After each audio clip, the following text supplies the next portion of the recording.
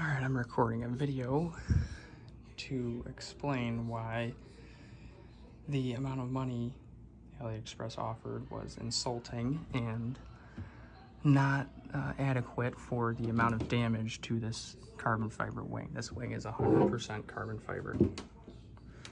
Carbon fiber, when cracked, normally is not repairable, and considering this crack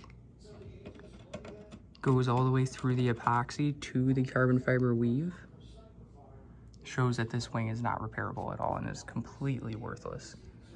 It is cracked here in this corner spot as well as a giant crack in the other corner.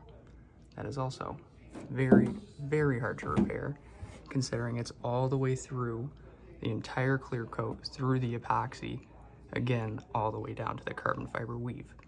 And then lastly, on the back, just some poor workmanship on this section right here, as well as on this section right here, and a big scuff or paint or something in the clear coat right there.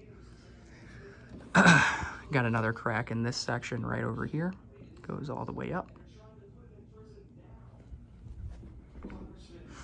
And then this is probably the cleanest spot of the entire wing with zero damage to it.